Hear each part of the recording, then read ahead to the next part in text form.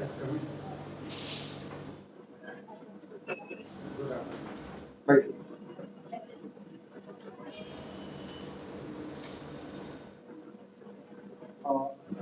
आप अपना संक्षिप्त परिचय दीजिए। सर मेरा नाम डॉक्टर निशा मिश्रा है। मैंने स्कूलिंग की पढ़ाई केंद्रीय विद्यालय नंबर 1 ग्वालियर से की है। उसके बाद मैंने अपना BDS government inter college Indore से पास की। उसके बाद मैं शुरू में 2011 में पास आउट हो गई थी। उसके बाद मैंने कुछ टाइम तक प्राइवेट प्रैक्टिस की और एक ट्रस्ट हॉस्पिटल में भी काम किया। कोविड ड्यूरेशन में भी मैंने एज अ मानव संसाधन काम किया है और दतिया के डिस्ट्रिक्ट हॉस्पिटल। उसके बाद मेरा संविदा पर NHMC थ्रू सिलेक्शन हुआ। फिर अभी मैं सिविल हॉस्पिटल डबरा में as a dental surgeon post हूँ। अपना रोल नंबर बताइए। डबल जीरो डिजिट होता है क्या कोई? 100 सर जी आप दतिया और दतिया मुरैना और ग्वालियर तीनों से समझ रहे हैं। तो बेसिक जिला कौन सा है? मुरैना ग्वालियर। सर अभी तो मैं दतिया में हूँ पिछले 8-10 साल से।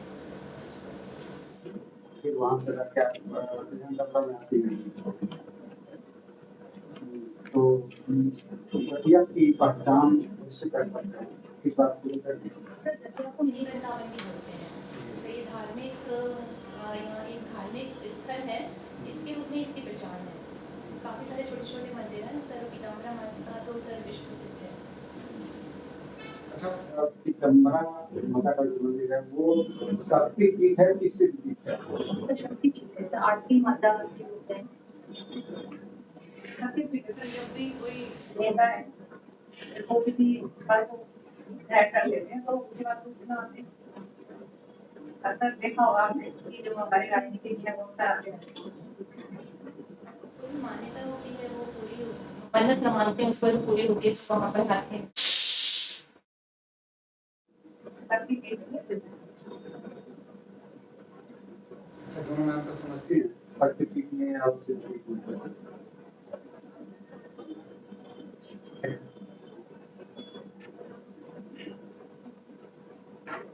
सर आप सिविल हॉस्पिटल दरगाह में बेस्ड हैं तो अपने कुछ कार्यों के बारे में बताइए। आपका वर्क प्रोफाइल क्या है? मैं डेंटल सर्जन के रूप में वहाँ पर हूँ। लेकिन क्योंकि वहाँ पर अभी हमारे पास वो नहीं है, सेटअप नहीं है, इसलिए मैं OPD बेसिस पे ही काम करती हूँ। साथ में ना क्योंकि प्रिवेंटिव मेजर अभी मेरा मेन काम है, क्योंकि वहाँ पे अभी सेटअप नहीं है तो मैं ट्रीटमेंट प्रोवाइड नहीं कर पा रही हूँ। इसलिए मैं ज़्यादातर कैंप्स और इन सब में प्रिवेंटिव मेजर के रूप में वहाँ पर जितना हो सके अवेयरनेस प्रोग्राम में पार्टिसिपेट करती हूँ। तो फिर आप अपना अदर देन प्रिवेंटिव वर्क उसको कैसे मेंटेन कर रहे हैं?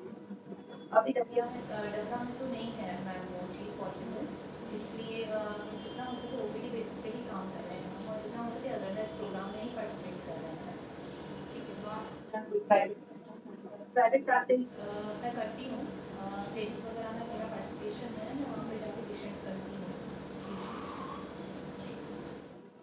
निशा जी आप मुझे नेशनल ओरल हेल्थ मिशन के बारे में बताइए। सबसे पहले तो NRHM के रूप में 2006 में शुरू हुआ था। उसके बाद 2012 में NUHM national urban health mission, 2013 में इन दोनों को मर्ज करके नेशनल हेल्थ मिशन के रूप में स्टार्ट हुआ। नेशनल ओरल हेल्थ मिशन उसके बाद से ही शुरू है लगातार और इसमें बेसिकली पेशेंट्स को जितना हो सके जो ग्राउंड लेवल है प्राइमरी सेंटर्स पे पेशेंट हैंडलिंग के लिए इसमें अवेयरनेस प्रोग्राम के लिए काम किया जा रहा है कि डॉक्टर्स अवेलेबल हो प्राइमरी सेंटर्स पे। जी निशा जी तो फिर आप मुझे WHO के द्वारा जो चलाया गया है या एक स्ट्रेटेजी है ओरल हेल्थ स्ट्रेटेजी 2030 उसके बारे में हमारी कोई नॉलेज है? निशा जी आप मुझे बताइए कि जो कैड एंड कैम ठीक है computer aided device and computer aided design and computer aided mechanical मतलब बेसिकली होता है कि कंप्यूटर पे मैम जो भी हम डेंटल रिलेटेड जो भी इंप्रेशन देते हैं कंप्यूटर पे डिजाइनिंग की जाती है और उसको फिर फिजिकल फॉर्म में लाया जाता है। तो this is advance technique nowadays it is very useful जिससे कि ब्रिजेस और जो भी इम्प्रेशन हो रहा है डेंचर मेकिंग में, वो बहुत प्रिसाइज वर्क आने लग गया है इसकी वजह से, and it's a very advance technique. So, Nisha, other than CAD and CAM, अगर हम other digital tools की बात करें in the field of dentistry, so recent में ऐसा कोई है digital tool जिसका आप use कर रहे हैं? अभी हॉस्पिटल लेवल पे तो हम नहीं अवेलेबल है ऐसा कुछ, वहाँ पे अभी हम कोशिश कर रहे हैं कि आ जाए, हम लोग रेगुलरली प्रयास कर रहे हैं उसके लिए, लेकिन अभी अस्पताल में उतना नहीं आया है। जैसा कि आपको बताया, ठीक है। सो निशा, लेजर ट्रीटमेंट के बारे में बताएंगे कि ओरल सर्जरी में लेजर ट्रीटमेंट की क्या laser is a precision technique ma'am, जिससे कि इफिशिएंट कटिंग की जा सकती है। तो इसमें 3-4 टाइप की हैं, डायो, एमडीआर और ईआरआर। तो MDR normally soft tissue laser में काम आता है, जो पेरिडोंटल सर्जरीज में काम आता है, लेकिन uh hard and soft tissue both we can use uh technique, laser technique. Nisha, जो इंडस्ट्री में देखा है कि हर साल डेंटिस्ट पास आउट होते हैं, बेसिकली स्टूडेंट्स और मोस्टली प्राइवेट कॉलेजेस से पास आउट होते हैं, एंड रांची में सिर्फ एक ही गवर्नमेंट डेंटल कॉलेज है, लेकिन मुझे लगता है कि डेंटिस्ट की ज़रूरत है। अभी अगर देखा जाए तो रेशियो देखा जाए तो 1:3 लाख पॉपुलेशन में सिर्फ 1 डेंटिस्ट है, अगर ओवरऑल देखें तो, और रूरल में तो बहुत ही कम है। तो जितने नंबर ऑफ डेंटिस्ट बढ़ेंगे और जितना मतलब जॉब में रहेंगे उतना अच्छा है। रिसेंट में ये डेटा सर्च किया जो आप बता मैम एकदम से रिसेंट का तो नहीं पता, पर जितनी मेरी नॉलेज है कि डेंटिस्ट पॉपुलेशन रेशियो काफ़ी कम है, तो अभी ज़रूरत है ज़्यादा से ज़्यादा डेंटिस्ट आने की। WHO के अकॉर्डिंग with 1:7,500, और अभी हमारे जो आप कह रहे हो लैक ऑफ इंडस्ट्री है, वो अर्बन एरिया में नहीं है, वो मेनली रूरल है। तो अर्बन में तो इवन जो सप्लाई है वो एक्सेस है, मतलब 7,500 से भी रिड्यूस्ड है, वो 2,500 है, 2,500 पॉपुलेशन पे एक है। सो वो मतलब डिस्ट्रीब्यूशन बहुत है। सो मेरा क्वेश्चन आपसे ये था कि जो प्राइवेट प्रैक्टिस की वजह से क्या है कि बेसिकली एथिक्स जो है वो इतने ज़्यादा फॉलो नहीं किए जाते हैं, है ना, या प्रोटोकॉल जो सिस्टमाइज वर्क तरीके से काम होना चाहिए वो नहीं होता है, तो उसको लेके डेंटल एथिक्स को लेके आपका क्या है? पुराने जैसे अभी तक डेंटिस्ट एक्ट 1948 फॉलो हो रहा था, और मुझे लगता है अभी नेशनल डेंटल कमीशन जो डेवलप हुआ है, जो अभी न्यू एक्ट आएगा, उससे डेफिनेटली चेंजेस आएंगे। ये सर जी, मुझे प्री मैनेजमेंट रीजंस के बारे में बताइए कुछ।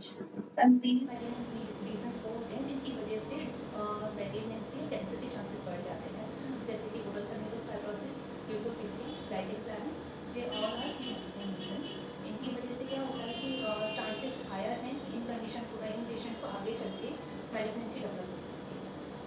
ठीक है, ये किस तरह के पेशेंट में जनरली देखा मिला? ज़्यादातर स्मोकर और डायबिटिक पेशेंट का लॉजिकल रीजन बताएंगे कि ओरल म्यूकोसा में किस तरह के चेंजेस हो रहे हैं? यस मैम, लिपोपेडिया में नॉर्मली वाइट रीजंस मिलते हैं जो नॉन एस्क्रिवेबल होते हैं, और इसके अलावा स्मोकर्स में ओएसएमएस डेवलप होता है, बेसिकली फाइब्रस बैंड डेवलप हो जाते हैं इन द म्यूकोसा, जिसकी वजह से बाद में रिड्यूस माउथ होने के भी चांसेस दिखते हैं। पर अगर ये रेगुलर क्रॉनिकली अगर ये इरिटेशन डेवलप होता रहता है, अगर ज़्यादा बढ़ता है, तो ये बाद में मैलिग्नेंसी में कन्वर्ट हो जाता है। लास्ट क्वेश्चन है मेरा निशान से, पेरिस्टिशिया की कंडीशन बताइए और उसका पेरिस्टिशिया में हम मेंटल नर्व पेरिस्टिशिया लेके चलते हैं, और मेंटल नर्व का हम मान के चलते हैं डैमेज हो गया है और वो इरिवर्सिबल डैमेज हो गया है, बट फिर भी आप मेडिकेशन प्रिस्क्राइब करेंगे पेशेंट यस अगर इस तरह की कंडीशन आती है, तो उस कंडीशन में नॉर्मली हम multivitamin and pre capsule medication देते हैं, then I think 75 mg HS, और ये हम लॉन्ग टर्म हीलिंग प्रोसेस है, इसके टाइम लगता है, तो उस कंडीशन में पेशेंट को रेगुलर बेसिस पर रिकॉल और साथ में एक काउंसलिंग की जरूरत है। बेशक आप दतिया मुरैना और ग्वालियर ये लोग 3 जगह से संबंधित रहे हैं ना, क्या जानती है कि बच्चों के बारे में बताइए। मैम बेसिकली अगर आपने बताया कि बहुत ही इसके अलावा मैम पीताम्बरम देना सुना देते हैं गाँव वाले लोग और मैम काफ़ी सिद्ध प्लेस मानी जाती है दतिया, आप यहाँ और रतनगढ़ का मंदिर भी है। आपने मुझे कहा मैम पीताम्बरम मंदिर तो मैं जाती जी एक बार गई हूँ और सोना दिल्ली गई हूँ मैं वहाँ पे।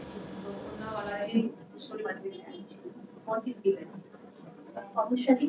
और जी क्या मान्यता है वहाँ? ना वहाँ पे ज़्यादातर बच्चों के मुंडन के लिए काफ़ी प्रचलित है इसके अलावा इसके अलावा जब लोग संबंधित कोई मान्यता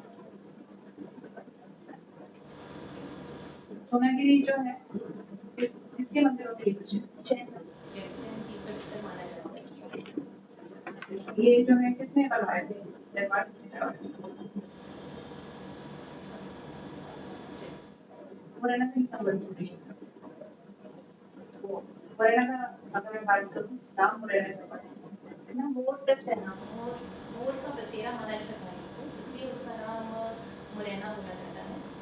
साथ में एक प्राचीन मान्यता भी है कि यहाँ पे कुंती पुत्र का भी जन्म हुआ था, तो कुंतल पुत्र भी बोलते हैं मुरैना को, मतलब एक प्राचीन नाम है कुंतल पुत्र, क्योंकि यहाँ पे कुंती जो माता कुंतल पुत्र हम कहते हैं कि वहाँ पे जो आसन नदी बहती है वहाँ पे उन्होंने कर्ण जो उनका जो बेटा पुत्र पैदा हुआ था उसको बहा दिया था, तो ये एक प्राचीन मान्यता है। और बाकी इसका नाम तो है मोर प्लस रैना मुरैना। यहाँ जो है मुरैना का ओडी के बारे में नॉलेज है? Yes ma'am. वहाँ पे जीआई टैग तो वहाँ पे गजब को मिला हुआ है, और गुड़ और ओडीओपी गजब की है। मुरैना से ज़्यादा गुड़ तो डबरा का फेमस है। आप मुरैना का बोल बता रहे हैं दतिया का सरसों ओडीओपी सरसों। तो सरसों जो दांतों के लिए किस प्रकार यूज कर सकते हैं? आप सुना होगा कि कुछ लोग बोलते हैं कि सरसों का तेल दांतों पर लगाने से दांतों को फायदा होता है, ऐसा कुछ नहीं। एक्चुअली मालिश के लिए बोलते हैं, कई बार जिंजरल मसाज कर सकते हैं सरसों के तेल से, बिकॉज़ इट इंक्रीज वेस्कुलरिटी, वैसा क्या होता है मसाज से मसाज करने से फायदा मिलता है? ना मस्कुलरिटी इंक्रीज हो जाती है, जिसकी वजह से हीलिंग में इम्प्रूवमेंट हो जाता है। गार्डन के बारे में क्या सब्जेक्ट था? मैम ग्वालियर मैम काफ़ी फेमस जगह है, एक तो दतिया ग्वालियर के अंदर ही आता है, ग्वालियर संभाग में ही दतिया आता है। इसके अलावा मैम ग्वालियर में काफ़ी प्रसिद्ध है, जैसे कि ग्वालियर का किला और जयविलास पैलेस, और तानसेन समारोह वहाँ पे होता है, तानसेन जी के स्मारक है वहाँ पर, तो हर साल का जन्म कहाँ हुआ? मैम जन्म तो नहीं पता, लेकिन ग्वालियर स्मारक जिले वहाँ पर के है। अंतर्गत ही हुआ था या कहीं और? और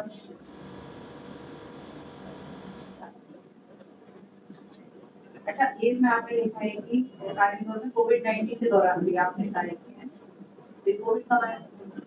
मैम 19 2019 में भारत में आ चुका था। मैम दिसंबर में फर्स्ट केस हुआ हुआ भारत से कहाँ? 2019 में भारत में आ चुका था। दिसंबर में। अच्छा ये कोविड-19 के दौरान एक फंगस जो है काफी चलता है। तो उससे दांतों पर किसी प्रकार का प्रभाव? मैम अल्सरेशन देखने को मिलता है, एंटीफंगल ही देते हैं उसमें। अच्छा कुछ ऐसे फंगस जो दांतों को नुकसान पहुंचाते हैं अगर दांतों को या फिर हमारे कैंडिडियासिस बहुत प्रोन कंडीशन है। क्या क्या हो सकता है? मैम कैंडिडियासिस की वजह से मैम एक्चुअली वाइट पैचेस हो जाते हैं, दैट कैन बी स्प्रेडेबल, तो उस कंडीशन में क्लिंडामाइसिन ही प्रिस्क्राइब करते हैं एज अ मेडिकेशन।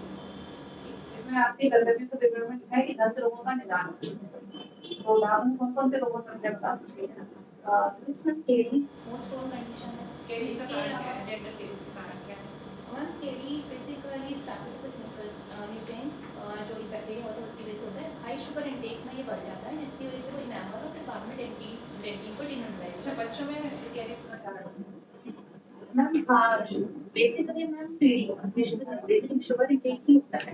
तो जब बच्चे को फीड करते हैं तो उनके अपर जो रात में फीडिंग करते हैं मिल्क इंटेक की वजह से उनके लोअर इंसाइजर्स तो बच जाते हैं, लेकिन अपर इंसाइजर्स में ये बढ़ जाता है, तो उसकी वजह से केरीज बढ़ता है। अच्छा स्केलिंग और पॉलिसिंग ठीक है scaling ma'am cleaning of teeth, polishing polishing ma'am making the surface smooth, basically ma'am ये प्लाक एंड कैल्पर्स को रिमूव करने के लिए की जाती है, बस पॉलिशिंग बेसिकली इसलिए की जाती है जैसे कि प्लाक एडहेयर ना हो। अच्छा ये सकते हैं कि दांतों को सफाई करानी है, दांतों की सफाई करानी है। तो कितने समय तक आपका ना बेस मतलब पेशेंट ओरल हाइजीन मेंटेन कर रहा है, फिर भी एक बार डॉक्टर विजिट 6 मंथ्स को तो होना चाहिए। 6 मंथ एक बार डॉक्टर विजिट होना इससे चाहिए। दांतों के आपको किसी किसी प्रकार का नुकसान मैं एब्रेसिव स्केलिंग तो डेफिनेटली होगा, लेकिन plaque removal and cancer removal तो इम्पोर्टेंट है, इसलिए तो स्केलिंग का हम प्रेफर करते हैं। ओरल कैंसर के शुरुआती लक्षण बता सकते हैं, साइन क्या होते हैं? मैम बेसिकली कैंसर रीजन सबसे डेवलप होते हैं, जैसे ल्यूकोपेडिया या फिर OSMR या फिर मतलब रेट्रोमेटिस कंडीशन में भी हम कैंसर काफ़ी प्रोन होता है, जैसे रेट्रोपेडिया हो गया, रेट लीजन्स हो जाते हैं। तो उस कंडीशन में अगर कंटिन्यूस इरिटेशन बनी है बिकॉज ऑफ द स्मोकिंग, ज़्यादा स्मोकर्स और जो टोबैको इंटेक करते हैं उनमें काफ़ी हायर चांसेस हो जाते हैं, या फिर इम्यूनो कॉम्प्रोमाइज पेशेंट है, तो इस सारी कंडीशन में कैंसर काफ़ी बढ़ जाता है। इसमें आपने मेंशन किया है कि गुड बेटर ब्रेन है, तो ये किस तरीके से जागरूकता देने का मैम बेसिकली मैं स्कूल लेवल पे काम करती हूँ, जिसमें ओरल एंड ओवरऑल हाइजीन पे भी मैं बात करती हूँ। इसमें एक ये इंपॉर्टेंट सब्जेक्ट है क्योंकि आजकल बच्चों में अवेयरनेस इंपॉर्टेंट है, क्योंकि जिस तरीके की कंडीशन क्रिएट हो रही है, self defence is very important, उसके लिए सेल्फ अवेयरनेस इंपॉर्टेंट है। तो उसके लिए मैं बात करती हूँ कि गुड टच और बैड टच में स्कूल लेवल पे भी आप कैसे डिफाइन कर सकते हो, या फिर आप अपने रिलेटिव या जिस भी एरिया में रह रहे हो, यू हैव टू अंडरस्टैंड कि what is the difference between the touch. जब तक बच्चों को ये नहीं पता होगा तब तक वो कैसे जानेंगे कि कोई इंसान उनके लिए सेफ है या नहीं है। जिंजिवाइटिस के बारे में बताइए। Gingivitis ma'am is the inflammation of gingiva, जिसमें कि coral pink is a normal colour of gingiva, जिससे वो रेडनेस हो जाता है, ब्लीडिंग टेंडेंसी बढ़ती है। अच्छा एक और एपोप्टोसिस और necrosis. Apoptosis ma'am is a self death, this is and auto healing process, जिसमें कि डेथ इसमें इन्फ्लेमेशन होगा, एपोप्टोसिस में इन्फ्लेमेशन की नेक्रोसिस होगा। नेक्रोसिस होगा मैम इसमें, यानी एपोप्टोसिस में इन्फ्लेमेशन जो सूजन है ना उसकी बात होगी, एपोप्टोसिस नेक्रोसिस में भी होगी। नेक्रोसिस होगी, एपोप्टोसिस में सूजन के तात्काल में जो टिश्यू है सेल को भी नुकसान नहीं होगा, कुछ कोई सेल में कुछ रिलीज नहीं होगा, सीक्रेट नहीं होगा, इन्फ्लेमेशन होगा, सेम कुछ नहीं होती है। निशा जी, निशा जी, आपने अपनी हॉबी मेंशन की पेंटिंग, लैंडस्केप पेंटिंग, अपनी हॉबी के बारे में बताइए। किस तरह की पेंटिंग लैंडस्केप पेंटिंग है? बेसिकली मैंने एक हॉबी मैम वॉकिंग भी की है, that is also related to nature, मुझे नेचर के पास रहना पसंद है, जब भी मैं स्ट्रेस में होती हूँ तो I just want to put something on the canvas, वो मुझे अच्छा लगता है। तो बेसिकली कलर कॉम्बिनेशन एंड जो नेचर में जो कलर्स होते हैं उसको भी उतारने से मेरा स्ट्रेस रिलीज होता है, मुझे अच्छा लगता है। लैंडस्केप पेंटिंग की तरह एक्रेलिक पेंटिंग प्रेफर करते हैं, वाटर कलर पेंटिंग है दोनों। एक्रेलिक एंड ऑयल कलर्स जो है उनका डिफरेंस पता है? मैम एक्रेलिक में भी वाटर रहता है, लेकिन acrylic colour are comparatively thick than a water colour, लेकिन ऑयल पेंटिंग में मैम ऑयल रहता है that can not be removed और फैलता नहीं। ठीक, इंडियन आर्टिस्ट के नाम बताएंगे जो एक से ज़्यादा पास में फेमस रहे। मैम एमपी के कुछ आर्टिस्ट का नाम पता है, जैसे मिस्टर जगत सिंह शाम, जिन्होंने जो एक गॉड आर्टिस्ट हैं, जिन्होंने उनकी कलाकृति काफ़ी फेमस हुई है, इंटरनेशनल लेवल पे भी गई है। और एस एस शाह, वो भी अपनी बिंदु आर्ट के लिए काफ़ी फेमस है। निशा जी, मध्य प्रदेश में पेंटिंग के बारे में बात करें तो इतिहास बहुत पुराना है, तो इसके बारे में बताइए कहाँ की पेंटिंग सबसे फेमस है एमपी में? सर गॉड आर्ट काफ़ी फेमस है, ट्राइबल आर्ट काफ़ी फेमस है एमपी का। इससे भी पहले की और पेंटिंग है। सर इसके बारे में बहुत ज़्यादा नॉलेज नहीं है सर। और बीबेड का एक गुफा है जो रॉक पेंटिंग है ना उससे। हाँ। आप कहाँ से? दतिया से। दतिया के इतिहास का रहा है? दतिया के इतिहास। दतिया सर बेसिकली वहाँ पे बुंदेला शासन था, वीर सिंह बुंदेला ने वहाँ के किला का भी निर्माण किया था। और दतिया तो इसके अलावा तो सर वो शक्तिपीठ के लिए, मतलब मंदिर के लिए ही फेमस है। इतिहास ज़्यादा विस्तार नहीं है। ज़्यादा कुछ बुंदेला शासन था सर वहाँ पे दतिया में खड़ी सड़क समय पर ठीक है, ये करना होता है। लेकिन टेम्परेचर कम रहता होगा वहाँ पे, सारी मुझे स्पेसिफिकली नहीं पता। Community health dental health program इसके बारे में पढ़ा बताइए इसका। Community health basically society and probe से करते हैं, सीक्रेटी एंड इंडेक्स यूज़ करते हैं उसमें, जिससे कि कम्युनिटी लेवल पे जो भी केरीज या जो भी पॉकेट वगैरह है उससे उसकी स्क्रीनिंग की जाती है। तो इसमें पेरोडोंटल इंडेक्स और DMFT इंडेक्स भी यूज़ करते हैं।